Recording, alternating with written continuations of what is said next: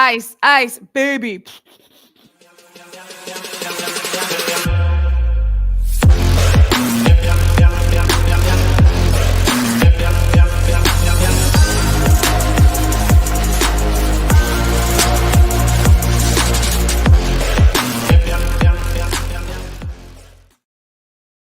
Oi, mate. It is a ripe 44 degrees in Nacogdoches tonight, and you are live with Pardon Me, Alex. We are. Well, I was trying to move it where you could see Scotty, but you still can't see his face. There he goes. There he is. Hey, buddy. Oh, man. So you're here with Alex and Jacqueline and Scotty. And actually, we have a special guest in the sunroom tonight. And I'll pop my thing. Hey, there's Dave. Hey, Dave. Doing his stack of puzzles. Look at that. Look at that stack. I was about to say, what puzzle is he working on today? He's actually working on... Oh, those are done puzzles. Okay. His new puzzle is Clark W. Griswold from Christmas Vacation. Classic. He got that from Christmas. So he's in his little puzzle corner. Working on puzzles, expanding his brain. I love it. I love it. Man, oh man. It's been a crazy couple days of basketball, I tell you what. Oh, whoa. Day Dennis. His signature axe move. Love it. Love it. Yeah. Dennis, definitely. Tough one. Glad it came out okay. Stain, absolutely. Triple axes for Frank Stain. Frank the Tank. We have plenty to talk about with our boy Frankie. And yeah, we'll get to that in a second. Absolutely. So anyway, odd day yesterday, having a game at noon. We survived. It's just weird having to like stop everything in the middle of your day to like sit down and watch basketball. You know, it was just, it's whatever. It's whatever. I mean, obviously people that had to work missed it. You know, it's only by happenstance that you work at home and for the most part, and I'm on break. So yeah, we were able to watch it pretty much live as it was airing. Anywho, Jacqueline's still feeling a little stuffy and cold. I'm cold in my sunroom. It's always like 10 degrees colder in here. So that's why I have to like have the electronic fireplace on in here, because it's like freaking nippy. Yeah. Yeah. But we're definitely not as cold as Maria, I'm sure. Definitely not. In New Mexico. I saw one of the pictures you posted on Twitter, I think, or X, excuse me, Elon. With snow and stuff on the ground, and it looked blustery and cold and chilly. Yikes. Yeah, that's some real cold that we are definitely not used to. Yeah, for sure. I'm not in the mood for that right now, to be fair. Okay, so Jacqueline, let's just go ahead and get into it. Let's get into it. So history and background of us with UTRGV going into this game. We had 5 wins and 2 losses in our matchups with them. Our last matchup was February 11th of 2023. We won by 10 points, 82-72. The largest margin of victory we've had with them was 93-63 in March of 22. Smallest was the last time that we played them, the 10-point win. Yeah. So, I mean, even though, UTRGV has had a rough go of it this season, let's just give them their flowers for a second. Like, they're no slouch of a team, to be fair. They just had a rough go of it. Really can't give you any sort of particular reason why they're not doing as well in conference or just at all. Maybe it's just, I don't know, luck of the draw, who they're playing. I don't know, but they're not a slouch of a team. Like, they're a good physical, good shooting team. They have some real ballers down there in the Valley. So give them their flowers 100%. But with that win, we rocket straight up into number 3 in the standings. GCU obviously still number 1. They're 13-1, 3-0 overall in conference, and Tarleton State is actually 3-0 as well in conference. So they're playing just as good. which is scary because we always struggle with Tarleton State. They always give us a run for their money, and so that I'm not excited for that matchup at all. And then, of course, we are in second place overall. That's why we're in third place. I'm sorry. We're tied 1, 2, 3, 4. There's a 4-way tie in the WAC standings at 2-1, but we are ahead of everybody in the overall standings. That's why we are sitting pretty at number 3 at the moment. And then, of course, everybody else is below us there. And let me check the resume seating. I'm not sure if they've updated it yet. I don't know how often they update it. So they updated on the 5th. So we're still in the 4th slot in the seed rankings. So not much of movement there either. So still looking good. Not too shabby. All right. So for this game, our starters, we had AJ, Trell, Jelani, Day, and Matt. We did win 85-78. We did. Not by a lot, but no, but barely we did. Attendance 1,031, which really, given that was a noon weekday game, not bad for their attendance there. Really not. Actually pretty decent, to be fair. All right. So Sean Kennedy stat section, we had field goal percentage. We had 44.6. Our 3-point percentage was much better, 31.6. And our free throws were the highest they've been in a while at 80.6. Our points in the paint, we had 36 points off of turnovers. We had 20 second chance points. We had 17. Bench points, one of our higher of the season as well, was 60. Wow. Yeah. Total rebounds, we had 35. They did out rebound us by 3. We had 15 offensive boards and 20 defensive boards. We had 26 fouls, which was exactly the same as them. We also both had 20 turnovers, exactly the same. We had 12 steals and 3 blocks. The game leaders, obviously, we had high point of the game for us was Frank with 21 points, 4 rebounds, 2 assists, 1 steal. I will say I think like 12 of those points were in like the last 3 or 4 minutes. Yeah, he scored a ton in the last, like, I think it was the majority of them were in the last 3 to 4, but like he really kicked on in the last like 11 to 12 minutes. Yeah. Yeah, it was crazy. Just what we needed. Yeah. Then we had Nana with 17 points, 6 rebounds. He was 6 and 6 on field goals, 100%. And he was 5 of 7 from the free throw. Then we had AJ trailing kind of our high point group with 11 points, 6 assists, and 1 rebound. Yeah. Honestly, Frank, you put the team on your back and led us to victory, bud. Like 100% player of the game for me, Frank Stain. Yeah, and I absolutely agree with you 100% there. I had to split the difference on that one and say Nana because I mean, at the very end there, Frank turned it on, but in the first half of the game, I would say Nana's who kept us in there because he was the only one consistently scoring from the field. Yeah. He missed one from the floor, and he was getting to the free throw line. And I mean, he was 100% on his field goals. You know? So those were our definite top 2. 100%. Had to have. Oh, absolutely. And I think you're spot on with that. I think for sure, I'm glad we both said someone different. Nana kept us in the game in the first half. That way we could go into halftime tied. And then second half, Frank really, really, really got us over the hump and led us to victory. Not saying none of the rest of the boys didn't contribute. They did in their own way. I mean, yeah, AJ with 11 points in there. He had 6 assists. I mean, Jesus, Pete. He was really, really working it down there. And so I can't really fault him for not fault him, but I can't really I'd be remiss if I didn't mention AJ's effort.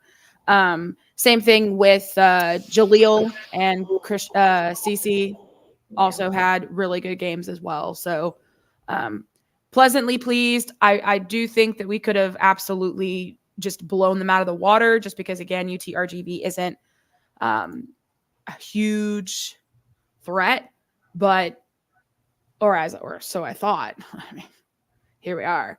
But anyway, going into the feats of strength. First, I got, hey, Tess. Hello, mother. Since this was an away game that we didn't go to, I have my favorite section of our Oh, yeah. Yeah. in every game. I think I'm just gonna have to name it the golden voice of the Jacks. Our little Robisms. Oh my gosh! If any of y'all are not listening to Rob when it's an away game, I'm telling you, you're missing out. He makes me laugh so hard because almost everything he says, even when it's the most hilarious or most cutting thing, he just says it so deadpan. He does. That's very true. So hilarious. So these are just a few little samplings of my favorites. A no look pass to no one in particular. And unfortunately, that was us. Yeah.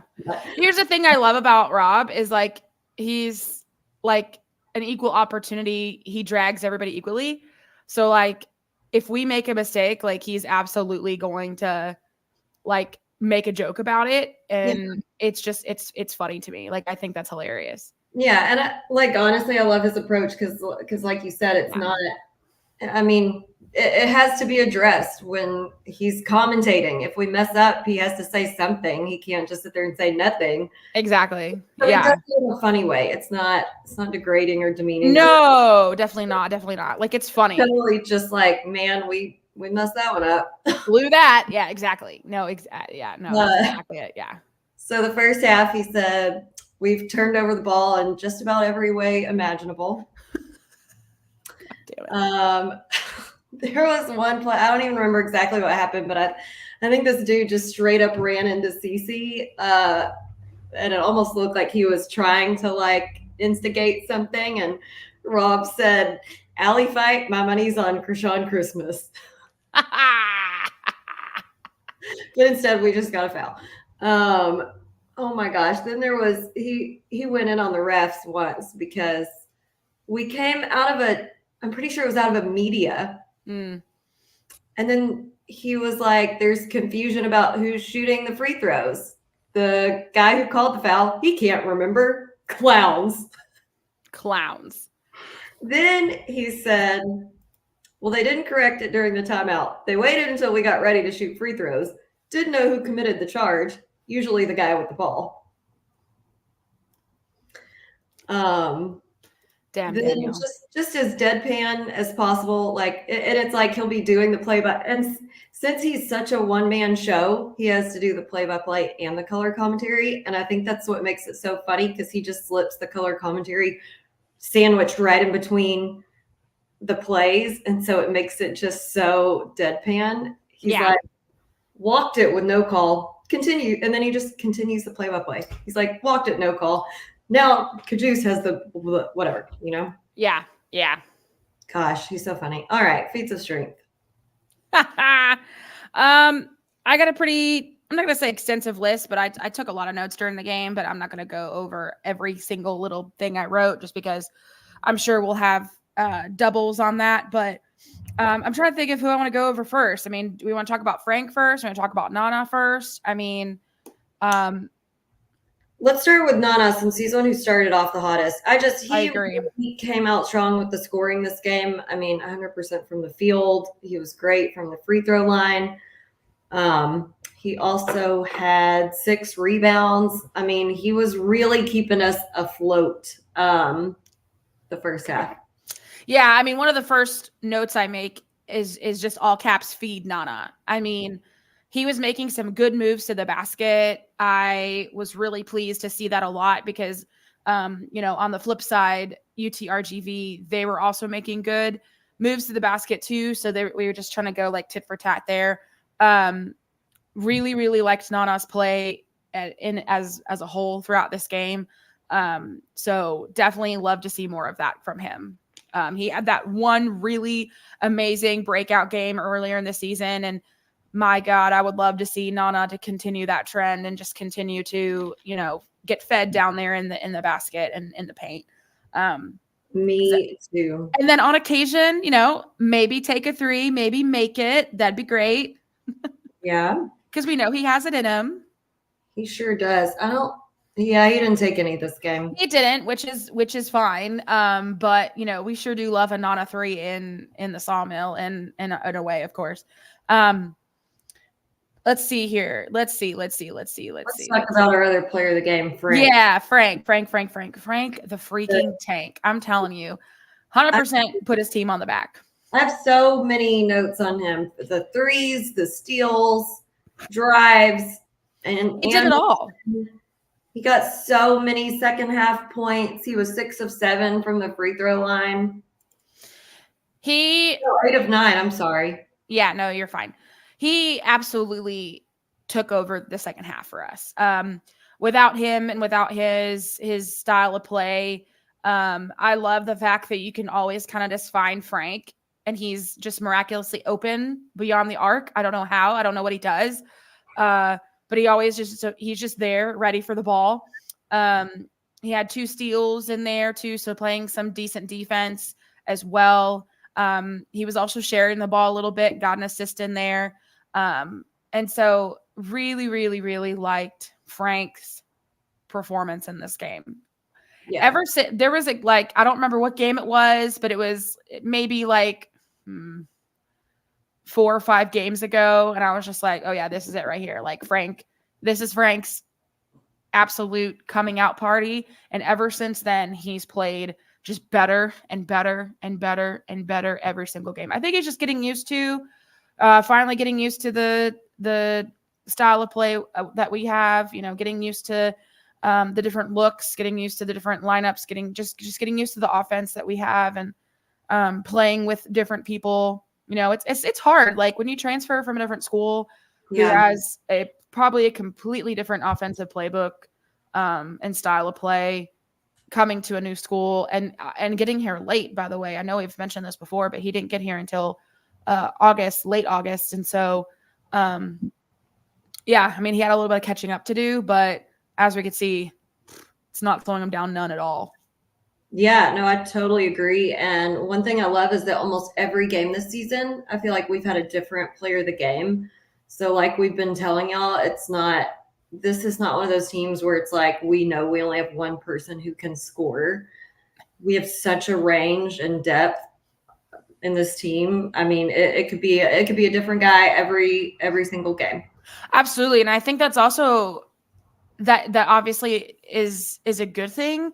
Well, there's many reasons why it's a good thing, but I think one of the reasons why it's a good thing, it's going to be harder for teams to, scout us, because it's at any point, 5 to 6 dudes could absolutely go off. And so it's who do you focus on for a game? Who do you focus on for defending? Are you going to focus on Trell? Well, if you double up Trell, that just leaves someone like Frank open. That just leaves someone like, Miles open. That leaves someone like Matt open. At any point in time, any one of these guys could absolutely just rain fire down. And I like Dennis's comment here. Frank was just ice in his veins at the free throw line. Absolutely. Love to see it. He definitely boosted that free throw. Yeah. Oh yeah. This game. He did. And another thing too, it just cracked me up that at the end of the game, just by magic, Frank just kept getting the ball and they just kept fouling him. And I'm just what are you doing? I know you're trying to slow the game down and keep some time on the board to try and get some more points, but babe, he's not going to miss. That's the wrong dude. Wrong dude to foul. That's the thing. It's him and Trell, wrong guys to foul. Most definitely. So Jelani, again, another game. He was just working down there in the paint. He had a great 1-and-1. Only scored 5 total, but those 5 were big 5s. Moves. He had 4 rebounds. Yeah. He had a really beautiful buzzer beater tip in also as well, right before the half, which I love. That I don't even know what to say. That alley-oop to Jaleel, I wrote that down too. All caps. I said, oh my God, do that more. Why is that one of the only times that's happened? We need to get that play rocking and rolling every game. I agree. And there's beyond just putting the 2 points on the board. Right. there is something there is something that hits different about an alley dunk, and it really gets the crowd and the guys going. I'm just saying. It gets the people going. It's provocative. People going. It is provocative. I know. Mom says, totally agree. Love our Jacks. The players contribute in different ways every game. Absolutely. She's right. Right on top of it, Tess. Right on top of it for sure. It cracks me up, not to like go back off of Jaleel, but like the amount of times I wrote Frank the Tank in all caps in my notes is really funny. Going back and reading Frank with the answer 3, all caps. Frank the Tank, all caps. Frank layup and the 1, and he made it. All caps. He had an amazing offensive and defensive and everything game. So another person who had another great offensive game, our boy Miles. The more we see of Miles, the more, again, I love this kid. Like, his athleticism is just nuts, dude. It is out of bounds, as we like to say. He only did 1 3, but it was to tie the game. So it was a really good one. Big one. Great drives. He just played fabulously. Yeah, great layup. Multiple good layups, actually. And he's just a quick player. Like, he's just fast play. He's always like Johnny on the spot, and love to see it from him. Let's see. How about our boy Jelani down there in the paint? Again, he always is like boxing out like a son of a bee down there in the paint. And I love to see him throw his body around like that. Like, that's what you want to see out of a post, though. Like, you know what I mean? Got to use that size advantage. 100%. Like, if you're a big dude, like, that's what you should be doing down there. And you know, throwing your body around, you know, maybe throwing some bows, maybe, you know, punching some people in the gut. I'm just kidding. Don't do that. Yeah. But I love Jelani. I love how fired up he is constantly. I mean, he may not even score the basket and he just gets so lit up. Like, you can tell that he loves the game of basketball. Like, and he's just so happy to be here. You could just tell. You could just tell. Yeah, I agree. And that makes it so fun to watch. Talking about using your body, AJ took a great charge. Absolutely. I didn't note that when I went over his stats, but he took a really great charge. Absolutely. He did. I mean, he played for the most minutes in this game. He played for 30 minutes, played his absolute tail off for those 30 minutes. With those 6 assists, I mean, honestly, that's clearly part of your main job as point guard. And he just does it so effortlessly. And the fact that he also scored 11 points on top of that, love to see it. You know, love to see it from him. Let me see. I'm going back through my notes. AJ had a great steal and breakaway layup, which I noted in my notes. Juice, another layup. I mean, coast to coast. He's so good at those. He's so good at grabbing a rebound, or someone else grabbing a rebound, and immediately, because AJ's so quick, he'll just run to the other end and someone will chunk the ball to him, catch it, and boom, layup. Like, they're just, they have such good moments. That's not all the time, but they have such great moments on, you know, I'm having a brain fart. Well, the points off turnovers are very crucial. So it's great when they're on top of it to get those. Transition. Wow. Brain farted that. Great transition. Is that Gabby? Yes, I was gonna say we got a little surprise guest. She came in here wandering around, so I picked her up and look. It's since my heat is still out, she's wearing her little purple sweater. Gabby. Hi, Gabbers. Sweet little old girl. I know. I know. Mom says, yeah, don't forget about her, AJ. Absolutely. We can't ever forget about your AJ. I just love his transition play. Him, he does it so well. I mean, they all have great moments of this, but like Miles, again, because he's just so fast. Matt has great transition play. Let's see. Cece, I know you're about to talk about Cece. Go for it. I mean, he's always surprising us in even better ways every game. But let's see. Well, he made a great 3. He had 3 rebounds. He made it the 3 right at the beginning of the game. I was shocked as shit. Yeah. 3 assists, 4 steals. I mean, he was all over the place with his stats, and totally unrelated to like basketball skills. I do want to commend him. One of the times that someone fell on the floor and it was all wet and sweaty, and they had the guy guy out there trying to wipe up the floor. Cece got down on his hands and knees, wiping up that floor with a towel, trying to help get it was still not dry, and he was down there scrubbing it up. I feel like that's so on brand for Cece, though. You know what I mean? That's just from what we have interacted with him. Like, he's one of the sweetest boys. I mean, I knew from the moment I met him that he was a sweet boy, but I think what sealed it for me was it was after one of the first games at home that we lost, and he came over to us just like heartbroken and literally said like, I'll never play this bad again. I'm so sorry. And I was just like, No. Cece, hun, like, it's okay. I just felt so bad for the kid. Like, he truly, truly, truly was heartbroken and so upset at himself. And I was like, oh, sweet, sweet, sweet baby Jesus. Another thing about back to AJ real fast. I did write down AJ. We know he has great moments of defense, but at the very end of the game, when it's so crucial, he had some great defense. That one of the moments that sealed the deal was he got a travel called on the Vaqueros at the very end of the game. He was playing such good defense and just absolutely messed them up. Got the travel, obviously got the turnover. I love it when it's forced turnovers. Not on us. I love it. Yeah. Those kind. I love it. I love it. Love it. Love it. Love it. Let's see. You know what? They kept talking about how Jelani is on like a streak. Basically, did you remember them saying that? It was like almost he's like 19 of 19 with his field goals or something like that. Well, I was listening to Rob, so. Oh, that's right. You were. That's right. Yeah, I listened to here's the thing. I love Rob so much, and everybody knows this, but I listen to their announcers because I want to hear the dumb shit that they say so I can totally rag them on it.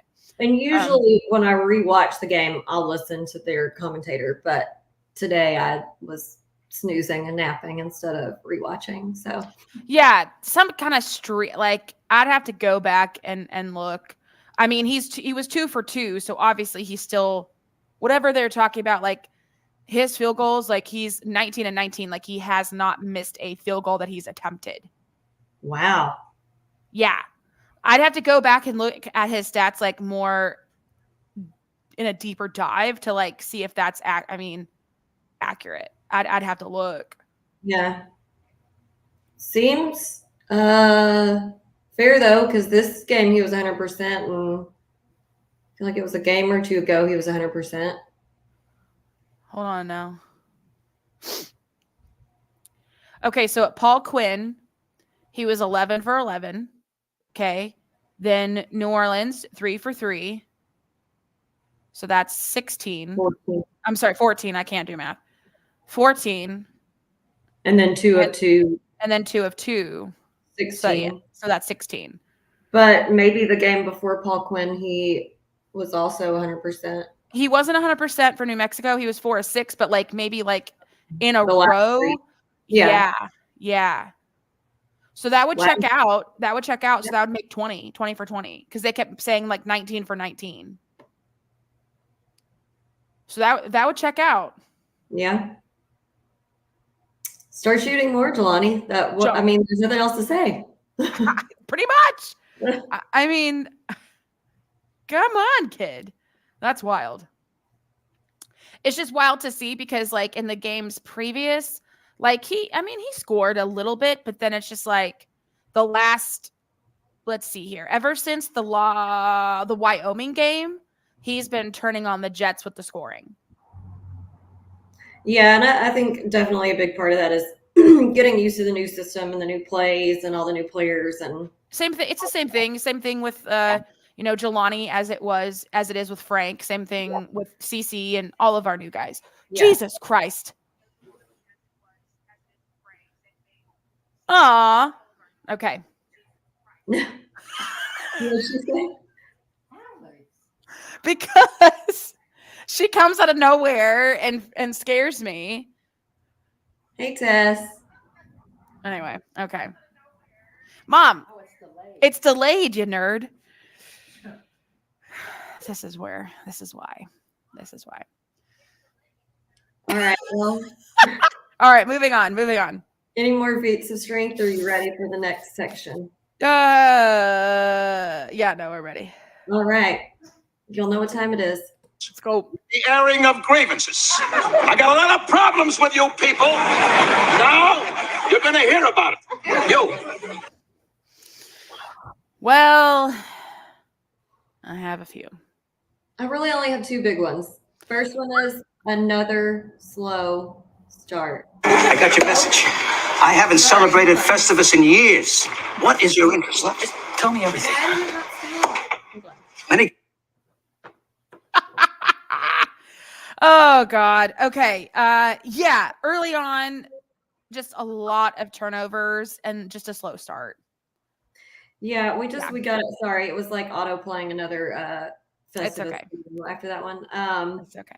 We gotta get the slow start figured out. It's maddening. It drives me wild because that's not how our dudes play, and it just puts Yeah. them at such a disadvantage. And the beginning of the game's the most crucial and difficult spot in the game because you both start at 0. So, you don't have a built lead. Like, that's when you're both starting at square one and you got to get going. Yeah. I agree. It's just frustrating because we know how, that they like, it's probably frustrating to them too, because I'm sure they don't want to start slow. Yeah. But I don't know. It's just something that they just got to work through the kinks and just figure it out. It was also just frustrating because not only did we start slow as we have been, but also it was just a lot of unforced turnovers. Passing it right over, a player teammate's head out of bounds. I think that was just the main thing for me, was just the unforced turnovers, especially so early on, because those will get you, man. Especially, I mean, if we go back and look at the stats, I mean, the Vaqueros had, 20 points off turnovers, and we had the same. So, I mean, obviously that didn't really affect it too much since we had about the same amount of points off turnovers, but Jesus, Pete, it just felt like that was going to never end. But we figured it out and got it together, which was obviously helpful. Another one of mine is, man, that dang backdoor and Allie. You'll know how we hate a backdoor, but oh my gosh, I felt like multiple dunks off backdoor stuff. Yeah, I know. It felt like so many. It was probably only like 2, but it felt like there were so many. I think it was just I don't know. It's just the style of defense that we play. It just sometimes leaves that back door wide open. Yeah. And that's just the luck of that's just the gamble that we do on that defensive. I think the other thing that just really grinds my gears, we can add that as a segment. What grinds my gears? Mm-hmm. It was just so many, just boom. We had so many opportunities for amazing offensive and defensive rebounds, especially offensive. Like, I think that's what drives me nuts the most, is not so much the defensive, but like the offensive rebounds. Like, gotta get those, gotta get the putback, especially when you're right there and they're just getting like pickpocketed. And I will say some of those were definitely questionable. I mean, I saw a couple over the backs. I saw a couple, bows being thrown down there by the Vaqueros that weren't called, trying to get the rebounds. Like, you know what I mean? Like, there was a lot of bodies down there trying to get the rebound, trying to fight. But, yeah, got to get that offensive rebound. Just rebounds in general. But I don't know why the offensive ones, like, irritate me more. Yeah, me too, because it could be a good opportunity for a second chance point. Exactly. I think that's just the thing, is the fact that we have such talented boys, and the fact that we're sometimes we're getting out rebounded by guys who are like AJ's height, for example, and it's just like, bruh, what are we doing? No, we only like that whenever AJ does it. We don't like it whenever Yeah. the other Of team course. does it. Absolutely. My only Yep. other grievance is Trell's ankle injury, I was and just about to say that. I hope it's ready to go tomorrow. We'll see. Yeah, I agree. That was one of my other main things is Trell and his ankle. I mean, he walked off the court on his own, so that gives me hope. It didn't look like he had it wrapped. I mean, maybe he did. I couldn't really tell on the feed. He may have. I don't think so, because Rob mentioned that when he came out, he wasn't icing it or anything. So Yeah, so maybe it wasn't as bad as we thought, and they were just resting him for precaution, which is fine with me. That's fine. So we'll find out more tomorrow on that. Let's see. Yeah, most of my other notes are literally just like rebounds. And Nick Rocco mentioned this. Number 14 literally did not miss. Like, he had so much luck. He was the luckiest son of a bee on that court, number 14. But at the same time, his stats weren't that great. I mean, he was 0 for 2 from the 3, 4 out of 7 on free throw, 7 out of 19 on field goals. He scored 18 points, which is great. He had 7 rebounds, 7 assists, so that's a decent stat line. Yeah. But it just felt like everything he threw up went in. I agree. Everything. And then number 11, man, he was an absolute terror down there under the bucket. He had 11 rebounds. And that was, I think, back to the rebounding grievance. Just he was out rebounding us like a mother trucker. And it's gonna happen. It's gonna happen. I mean, it just goes back to who wants it more, like, how bad do you want it? In the words of Mr. Whitaker. That's right. How bad do you want it, baby? But yeah, so free throws were better, so I don't have much to grieve about the free throws. Obviously, we weren't like perfect on free throws, but way better than the previous game, so I'll take that as a W. Yeah, it was mainly just also when they're all the fouling on the rebounds, like, that's driving me crazy too, man. But what are you gonna do? You're going for it. You're going for it, trying to get the ball, and it's gonna happen. But just, we got to rebound under that basket, babe. On both sides, but definitely on offense. Yes. Yeah. Agree. Yeah. Okay, that's pretty much all I had. Although I do have random notes, questions, and key to the win, but I'll go over them quickly. First off, random notes. I'm going to reference back to my question from last week. So I don't think we're out of our funky stage yet. I think we still have some work to do. We got to learn how to shift up gears a little bit faster. I think so. But I think that's the thing. I don't know. So until we can do that, once we get going, it's great. It's that's just, exactly. It takes a little too long to get there, and we end up pulling off the win. But I'm like, it could have been a lot easier on you guys. Exactly. Like, we're sitting there, like, biting our nails. That's probably why I have no nails left, barely, is because I'm over here nervous as hell during the games, especially when we're not physically there watching them. Over here biting my nails like a, nervous, expectant father or something. So definitely not. I think until we can head into a game and start quick, start fast, start early, I don't think we'll be out of the funky funk stage yet, but we're getting there. Slowly but surely, I think things are starting to click. Gears are starting to turn, but we're not 100% there yet. Obviously, my other random notes, that CC obviously got a little injured, but he was okay. I'm assuming he's okay because he still played. And then, of course, we had talked about Trails. And I love that the questions, I write these during the game. So, like, some of these we've already talked about. First question, how do we start quicker? It takes so long for us to get the flow together. That was my first question I wrote yesterday. I don't know. Maybe the guys should be like meditating before or something to get in the mind. I don't know. I mean, maybe some Eastern methods would help. I don't know.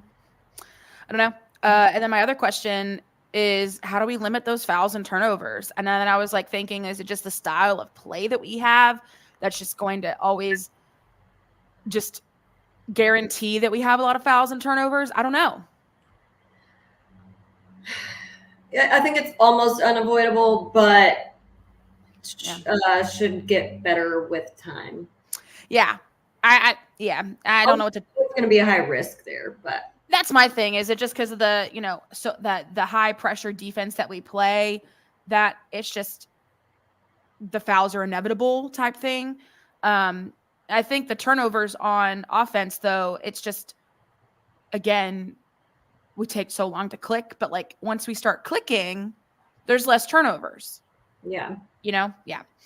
And then my keys to the win were literally, I wrote these yesterday during the game, and I will say this without any bleeps in it because that's how I feel about it. Keys to the win: Frank fucking the Tank Stain. That's what I wrote. And also drawing a lot of fouls on the Vaqueros at the end of the game too. Yeah. Yeah. That was really helpful, and it got Frank's points even higher. Exactly. I mean, they had 26 fouls. I mean, the same as us, but I think a lot of those came at the very end of the game, and that really kind of sealed the deal for us. So cheers to that. It did. Absolutely. Okay. So one word to describe the game. Jacqueline, what you got? I did not do one. I was just going to write tank, Frank tank. It's the tank. Hey, I don't even know. Sluggish, because I just felt like we were still a little sluggish at the beginning. That's fair. Mom says those refs call too many ticky-tacky calls, my opinion. There were a couple. I will say there were a couple ticky-tacky, especially in the first half. Like, there was a couple weak ones in there. And again, we talked about this last time. Jesus, God. Sometimes that jump ball is just such a cop-out, and it drives me nuts. But anyway, I digress. Okay, so moving on. Next game is when, Jacqueline? Tomorrow, 2 p.m. Tomorrow at 2 p.m. Love it. So we're back at home tomorrow, 2 o'clock. And then we're going to have our boy Jackson back, I think. Yeah. And Heather's returning for another game. That's right. I'm sure we'll have our regular crew down there. So I'm excited for a game. We're playing UTA. UTA has had a decent season so far. Nothing super crazy or stand outish to really report. Sorry for you guys hearing that in the microphone. I'm sure that was louder than what you wanted. But UTA, they're 6-8 overall, 1-2 in conference. Some of the teams that they've played and won against: Oral Roberts, UT Tyler, Alcorn State. They beat Abilene Christian. They beat UNT Dallas. They beat Air Force, and that's pretty much it. Some teams they've lost to: New Mexico, number 3 Arizona by a shit ton. That was not nice. Yeah, that was a lot. 101-56. No. They lost to Texas State, but not by too hell of a much. 73-66. That's not too bad. They lost at Grand Canyon. They lost at Texas Tech by, again, not too hell of a lot. 77-66.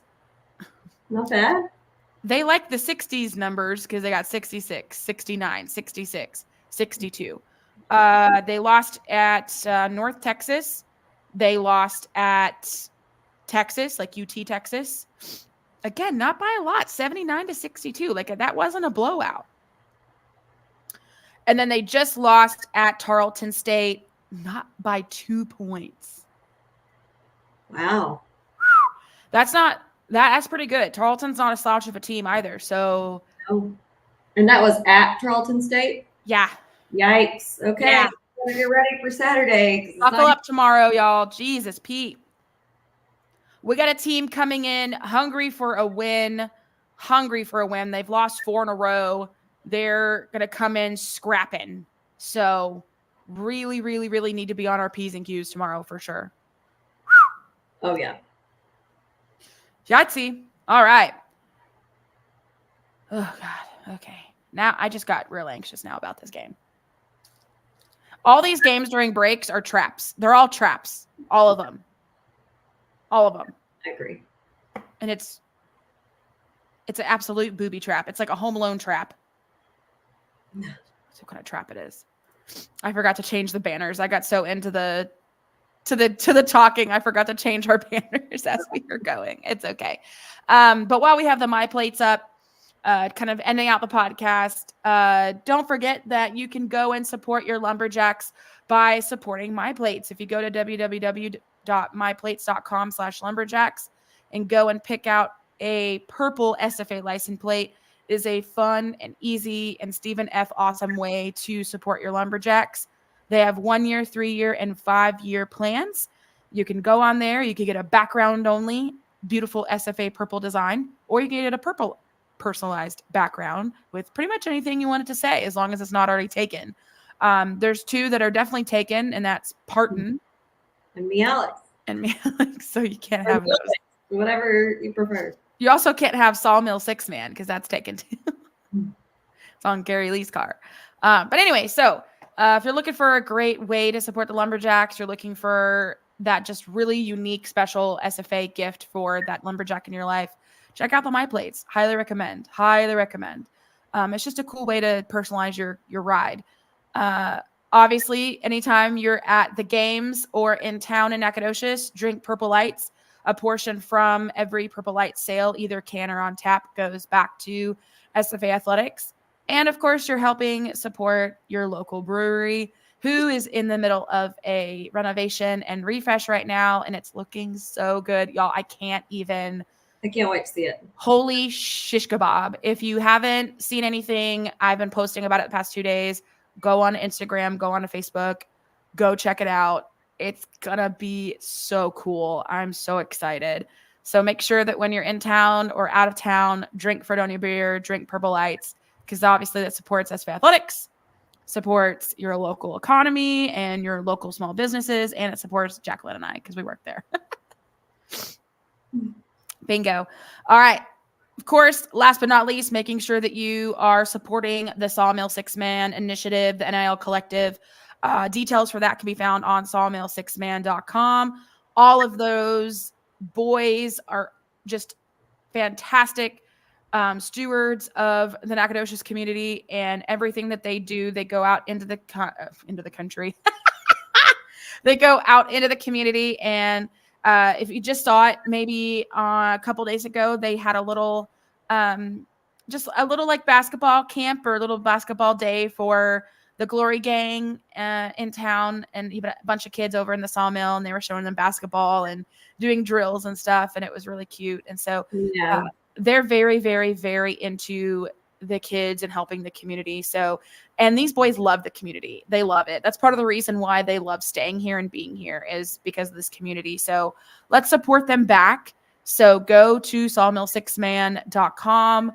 You can give as little as $10 or as much as $100 or more every single month. So whatever you can spare, just like a square, do you have a square to spare? Yeah, go check it out. We got a rapper. She's gonna pee on my lap in like 5 minutes. Oh, Jesus. Okay, yeah, no peas on the laps. All right. So y'all know about the game tomorrow at 2:00. Hopefully we see you there. If not, you can obviously watch it on ESPN Plus. I hope you have a wonderful night. Stay warm. And as always, act some jacks. With Alex and Jax. All right, now go take that dang dog out for it. Peas.